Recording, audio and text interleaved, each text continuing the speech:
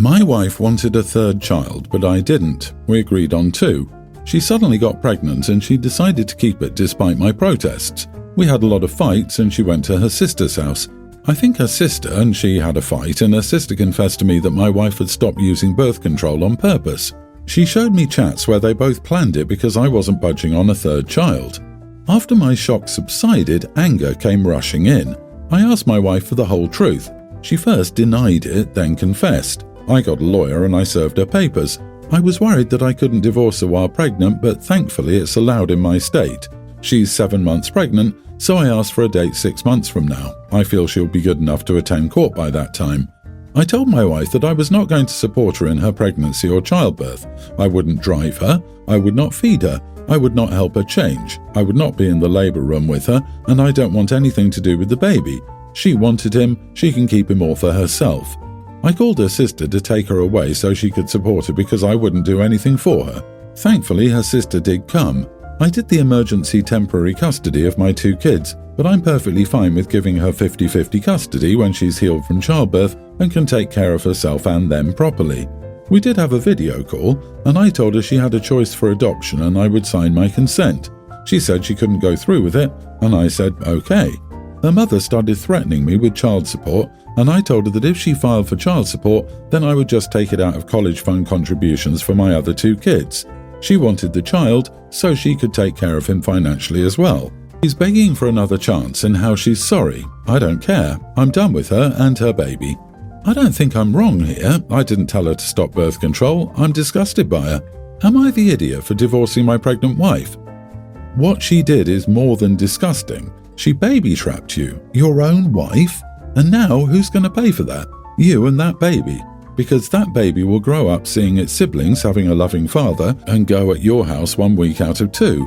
That baby will have to grow up knowing their father wants nothing to do with them, and I can't blame you at all. It's a horrible situation that your wife created, and it's, again, the kid that will pay the price of the selfishness of one of its parents. What a mess. You're not the idiot for divorcing her. This is not a woman you can ever trust again. I have to give my honest opinion. You are the idiot for your plans regarding the baby. All I can see is the life that poor child will have watching their older siblings have a fantastic dad and love while knowing their whole life they're unwanted by that same father and unloved. I know that's ultimately the mother's fault for her despicable actions, but you do have the opportunity to be better than her and provide the child with the love and care it will not get from the mother. With her behaviour already so despicable, she'll likely blame the baby for everything, and thus the child will be raised without the love of fathers their siblings get, and with the blame of the situation placed on them by the horrible mother. Please reconsider your position on that poor, innocent baby. Info, are you going to get a vasectomy now? Dude didn't want the 3rd kid, but also didn't want to wear protection or do a vasectomy. Not only this, he'll drop the baby. This wouldn't have happened if OP had taken a single ounce of responsibility here. Exactly. Everyone's the idiot here. It's not just the wife's responsibility. You take responsibility for your own reproductive wants, not shove the responsibility on others and cry about it when you get messed over. So done with men who say they don't want more kids, then don't get a vasectomy. Are you really that surprised you got someone pregnant? What the wife did was wrong, but so are men who put the burden of birth control solely on women. You shouldn't rely on someone else for birth control. If you don't want another baby, then make sure you have your own birth control. My sister's situationship recently got upgraded to the real deal, and she suggested that it was time for me to meet her girlfriend and her girlfriend's daughter, who's a tween and autistic with high support needs. Over several conversations, this plan morphed into them all coming to my place for dinner. Sis informed me that the daughter pretty much only eats spaghetti with butter, no pepper, and Uncrustables, which was fine. The grown-ups could have pasta primavera and she could have a bowl of buttered noodles. I don't know why, but when my sister said spaghetti, I thought she meant pasta in general, so I made dinner with bow ties that I had on hand.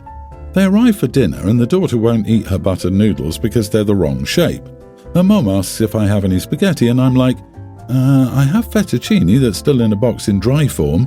I offered to make a PB&J after dinner and make it look like an Uncrustable, but that won't work because she eats the strawberry jelly kind and I only have grape jelly and an ancient jar of strawberry rhubarb jam from the back of the pantry that's a non-starter.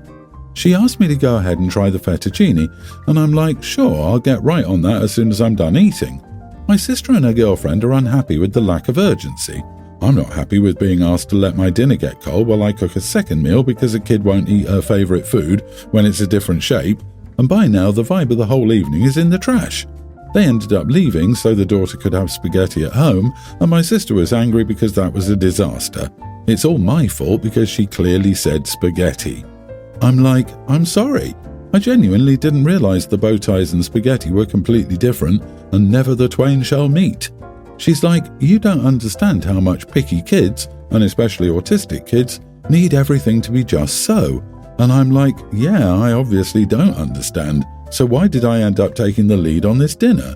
Now we're at an impasse. You are the idiot for the pasta fiasco. She didn't say pasta, she said spaghetti. Why on earth would that translate to farfalle? Your sister told you that this child would only eat buttered spaghetti right now, so you went ahead and made something totally different and then couldn't be bothered to give a genuine apology, and you showed no urgency to fix the problem you created. Unless you live under a rock, you understand that autism, especially with children, makes navigating food very tricky. People don't specify a pasta shape unless it's important. That's also why pasta restaurants will specify the noodle shape each dish comes with. I would say everyone's the idiot here. You're totally right that OP totally messed up here. However, with an autistic child in the game and for a first meeting, OP's sister should have been the host. I fault the parent more than OP here. If you know your kid is highly picky or has severe allergies, don't take them to someone else's house for dinner until you know the host is fully aware of their dietary restrictions. Otherwise, you're just setting up your kid, the host, and yourself for a bad time. I agree. They shouldn't expect someone who's never met this kid to understand her dietary preferences. They should have bought or precisely specified their box of spaghetti to ensure the texture would be acceptable, or brought her specific brand and flavour of packaged sandwiches as a backup. I know a family with an autistic kid who has very similar dietary restrictions, and they never go anywhere without bringing safe backup food, whether it's to a restaurant or to grandma's house. I, 35 female, am a single mother to 2 kids, a toddler and a kindergartner. Both of my kids are in daycare, and over the years I built a solid friend group with a handful of other moms, and our kids regularly get together for play dates. The father of my kids is not in the picture at all, and my relationship with him is non-existent. This is 100% for the best, and I'm currently in therapy to deal with a lot of things that my ex did to me. This friend group has been a lifesaver for me at times. A few months ago, 2 new kids started at our daycare centre. They're similar in age to my kids and were placed in the same classes. I noticed their dad was the only parent to pick up or drop off the kids. He would try to make small talk with me a few times, but I'm uncomfortable around strange men, so I would be polite but not engage further than that. Our mom group has a group chat to support each other and arrange playdates. A few weeks ago, one of the moms texted the group chat that she was adding this new dad to our group chat because he wanted to have his kids participate in playdates outside of daycare. I privately texted that other mom and told her that I don't feel comfortable with a man I don't know having my contact information, and that she should have consulted all of us before deciding to add him to our group chat. I then texted the rest of the moms and told them I wanted them to keep a separate group chat without the other dad because I don't know him, which made me uncomfortable. This resulted in a lot of divided opinions, with about half of the moms agreeing to a separate chat and the other half saying that it would be too difficult to keep track of, and that it is wrong to exclude another parent just because he's a man, and that I'm being unreasonable. The mom I texted privately replied to me that she's talked with this dad numerous times, that he seems like a nice person and a good parent, and that his kids shouldn't be excluded if they want to hang out with their friends outside of daycare. She told me I was being difficult and making all this harder than it needed to be. The other day, when I picked up my kids, my kindergartner was upset because his friends were talking about a playdate he wasn't invited to. I texted the moms about it, and they said that they were getting the kids together with the new dad and didn't invite my kids because of how I was acting. I told them it was rude to exclude my kids like that, and a couple of the moms told me to grow up because that's exactly what I was trying to do to this dad and his kids. I'm at a loss because these moms have been so supportive of me in the past, but as soon as this dad comes into the picture, it's like they pulled a 180 and don't seem to care at all. Other moms still agree with me, but now it's like our friend group has been divided by this. Yeah, you are the idiot. You can't try to exclude him and then complain that it was turned around back to you. You get what you give. It's obviously a parents' group, and they just happen to all be women. Thus, you wrongly call it a mom's group. He's looking out for his kids and wants to have social contacts for them. You tried to bully your way into excluding him. He's done nothing to you. He doesn't deserve to be excluded because you have trauma with your ex.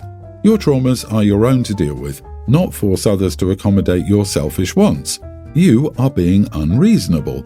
You are being difficult. Now your kids are facing the repercussions of your actions. OP, set your boundaries and enforce them. But remember, boundaries do not force a behavior or action on others. It's about what you will accept. I will not be participating in activities or group chats where men I don't know are present. It's acceptable and enforceable. I don't want men I don't know in our group chat or at group activities. Is not a boundary. It's trying to control the group. Don't get upset when people respect your boundaries because you want them to pick you over someone else. This is exactly what I thought 100%. OP decided this parents group was her support group. I'm sure it was never even a just moms group. It's just in current society, women are still typically the ones handling the brunt of childcare, including transportation to and from school, as well as planning playdates. Excluding a single dad, and as a result punishing a child for their mom not being around, is just flat out wrong. I hope OP gets the help she needs and gets therapy. My sister, 24 female, and I, 24 male, live together. We're pretty social people and belong to the same friend group, so we normally have a lot of our friends at our house whenever we can. This particular night, we were having a girls' night. I'm one of them gays, so of course I'm invited to every girls' night. One of the girls, 24, brought her brother, 20, because she would be driving him somewhere in the morning. It works out since instead of a dining room and living room, we have 2 living rooms at each end of the house, so we can have our privacy and he can do his own thing. At the end of the night, we worked out the sleeping arrangements. We have a couch in each living room, so 2 of the girls claimed those like they usually do. One of the girls shared with my sister, and one was going to share with me. We got a blow-up mattress out for the brother. Apparently that wasn't good enough since he has a bad back and wanted a bed instead. The girl sharing with me, being the sweetheart she is, offered up her spot in my bed and she'd sleep on the mattress. He did not like that idea and started complaining about how he was not going to share a bed with a gay guy and what if he tries something. Oh sweetie, you flatter yourself, definitely not my type. He suggested he share with my sister, and that was a big no from her, so he had a bit more of a complaint about how bad his back was and yada yada yada. Eventually I just opened up the front door and said, "The street's there, you can go sleep in it instead." He ended up sleeping on the floor because I took the blow-up mattress away. My sister and I think he was fishing to share a bed with her. I've gotten quite a bit of backlash from the girl whose brother it is and her friends. Nothing from the other girls there. So, am I the idiot? I cannot share a bed with a gay guy in case he tries something. But I can share a bed with the gender I'm attracted to, and you can trust me. He's mature enough to control himself around the gender he's attracted to, but OP isn't. Get the heck out with this. OP, not the idiot. The people giving you flack weren't there. They don't get a vote on this. I might just be pessimistic, but it sounds like he was just trying to share a bed with the girl so he could try some crap. That is skeevy behaviour in my opinion. I need to sleep on a bed, but also I can only sleep in bed with a girl. There were so many possible sleeping arrangements in this scenario that it began reading like a math problem. Somehow he has an issue with all of them but one. A guest of yours brought a completely uninvited male guest to a girls' night, then he spent the evening whining about how he wanted to sleep with your sister, while suggesting that your orientation automatically implies that you're out to get him. Gross. As soon as he complained about the accommodations, I would have offered to drop him at whatever hotel he preferred. How did this guy's sister not die of embarrassment from his behaviour? I'd not invite her out again. I have a daughter, Katie, who's a young grammar schooler. She's a very smart and straightforward little girl. People are often surprised by what comes out of her mouth. We talk about filtering, but at her age she's not always the best at it. I admit I didn't use a lot of baby talk when she was younger and do speak to her as I would an adult. Katie has a babysitter, Lauren, who watches her some afternoons if I'm not off by the time Katie is done with school. One night I had to work late. Lauren's mom, Julie, stopped by at one point to drop something off. Now, I wasn't there, but by Lauren's admission, her mom can be a lot. The following is Lauren's account. Katie confirmed it when I discussed it with her privately. Julie began gushing about how cute Katie was and began baby talking her, using cutesy words, pronouncing things with W's, etc. Lauren was cooking dinner for herself and Katie. Julie asked Katie, "Are you ready for your nummies?" Katie got a weird look on her face and asked, "Why are you talking to me like that? Are you stupid or something?" Julie got offended and Lauren told Katie to apologise. Katie said no and told Lauren to stop talking like a baby. Julie left not long after. When Lauren relayed the story, I said maybe Katie shouldn't have been so candid, but Julie shouldn't have talked to her like an infant.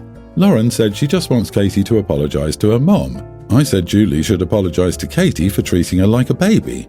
I did talk to Katie about being more polite. She seemed to be receptive. When I told my mom about the whole situation, she was appalled. She said Julie was probably just trying to be nice and didn't realise how mature Katie was. She said Katie should absolutely apologise. Am I the idiot?